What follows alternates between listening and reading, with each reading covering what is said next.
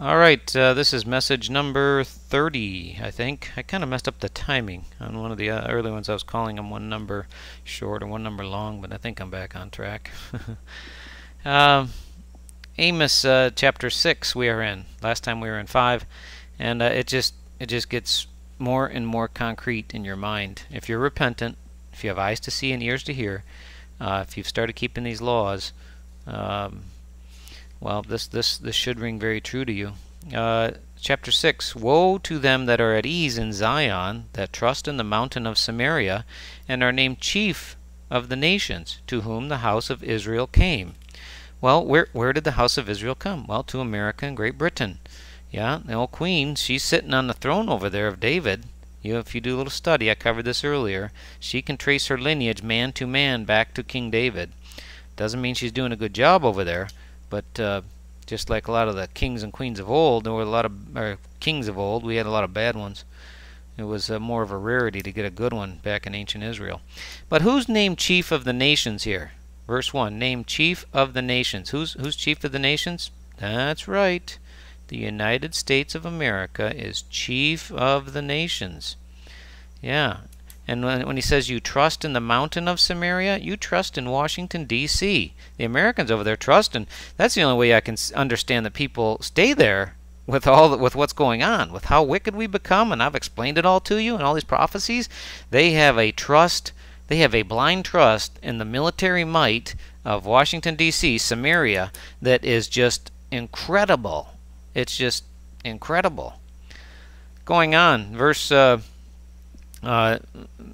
3, You that put far away the evil day and cause the seat of violence to come near. This is what all the preachers and Americans do over there. They're putting far away the evil day. Don't worry, we can bomb those. We've gotten away with Iraq, Afghanistan, Libya, countless others. Don't worry. They just have this attitude of we'll get away with bombing Syria and Iran. Well, guess what? Our day is here. This evil day is not far away anymore. It is about 2 weeks. Actually, I think you got as little as a week now, 7 or 8 days.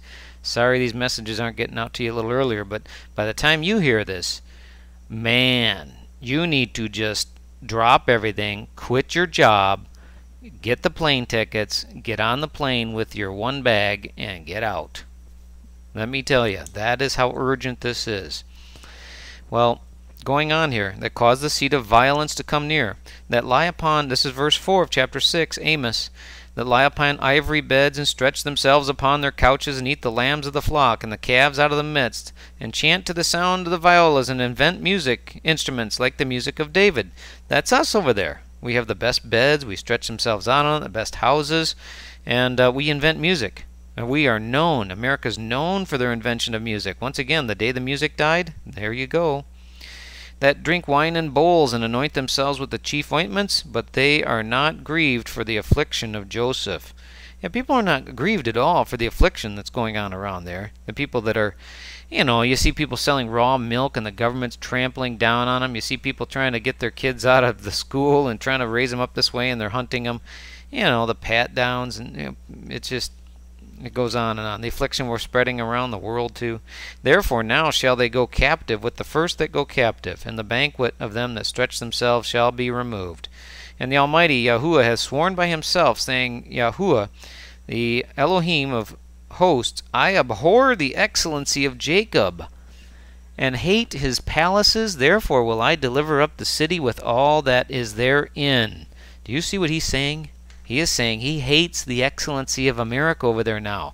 If you're good, if you obeyed all of his laws, it's fine to be excellency. It's fine. If you're not violating like we are all of these laws, covetousness and killing and abortions and bombing people and everything else is going on. But now he hates our excellency over there. He hates it. He goes on. He says, and it shall come to pass, if there remain 10 men in one house, they shall die. He goes on. The uncle shall take them up, and it's amazing. Verse 12, shall a horse run upon the rock? Will one plow there with oxen? For you have turned judgment into gall, and the fruit of righteousness into hemlock. You which rejoice in a thing of naught, which say, have we not taken to us horns by our own strength? That's America, right there. America thinks that we have done it ourselves. We have our fighter jets and our stealth bombers and our technology, and we have our cruise missiles and everything else. And the horns of this power is by our own strength. It's not by the strength of Yahuwah. It's not by our Heavenly Father. In days of old it was, not anymore. And because of this arrogancy, because of this, we've turned our judgment. Our judgment flows the same way. It's into gall. Our judgment now, we judge and say, yeah, you sodomites should be able to get married. Yep, you sodomite. Never mind, you can't make any family or children, and we're going to spread this around the rest of the world. Yeah, we've turned the fruit of righteousness into hemlock. This is abomination. It sticks right in the craw of people. I remember people saying, I can't believe your president did that. A president coming out for sodomite marriage? They're just shaking their heads. You know, what's the matter with those Americans? Verse 14, But behold, I will raise up against you a nation, O house of Israel, saith Yahuwah of hosts, and they shall afflict you from the entering in of Hamath unto the river in the wilderness. You know what he's telling you there? They're going to afflict you from New York to Long Beach, from Alaska down to Atlanta. That's what's coming. That is what's coming, O house of Israel. That's you over there, Americans. Chapter 7. This is the one, verse 1. And hath the Almighty Yahuwah showed unto me, and behold, the formed grasshoppers in the beginning, and the shooting up of the latter growth. And lo, it was the latter growth. This is the latter day and the latter growth of Israel. We've grown very large, very successful, 300 million of us just in America. Count the Brits over there and all them, therefore 450 million or more in their lands. And then you count the rest of the Israelite nations up there, French and some of the others. Boy, yeah, Israel is big, grown very big. Verse 4 of 7, Thus hath the Almighty Yahuwah showed unto me, and behold, the Almighty Yahuwah called to contend by fire, and it devoured the great deep, and did eat up a part. What's he saying, contend by fire? Just what I read to you just a minute ago. He's going to burn you up. He's going to burn you up with fire. What fire? Nuclear bomb missiles. That kind of fire. And going on, he says, Verse 7, Thus he showed me, and behold, the Almighty stood upon a wall made by a plumb line, with a plumb line in his hand. You know what that plumb line is? That's the law. That's the law and the statutes back there. The first 5 books, yeah, called the Torah in Hebrew. Yeah, you want to follow those laws, like I've been telling you along, encouraging you. Verse 8, And Yahuwah said unto me, Amos, what seest thou? And I said, A plumb line. And then said the Almighty, Behold, I will set a plumb line in the midst of my people Israel, and I will not again pass by them any more. Do you know what he's saying there? He's not going to pass by. He's been passing by us over there, and he's held us in contempt, or whatever the word was there, for the last 70 years, right? Since we did that one world government and all the rest of it. We started that United Nations.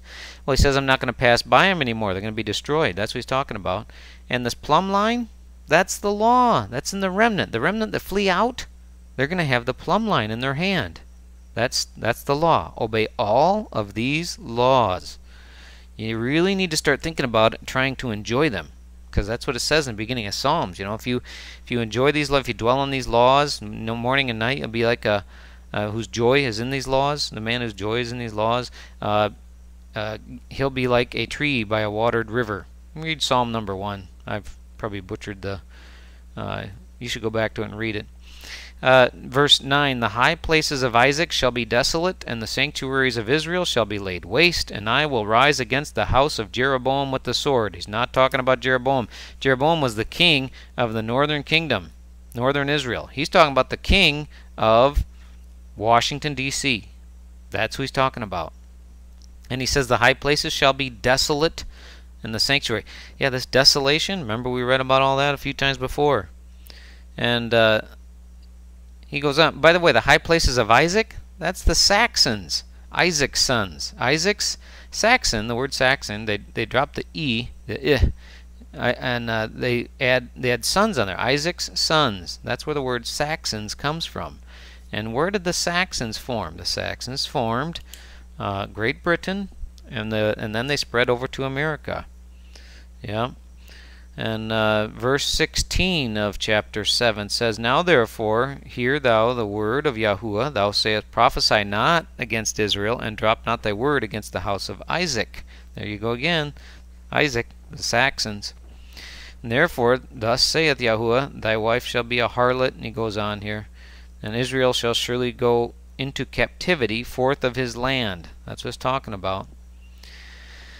And chapter 8 and 9 get very interesting here. We'll pick that up next time. And till then, Babylon, Mystery Babylon, America, please repent and flee.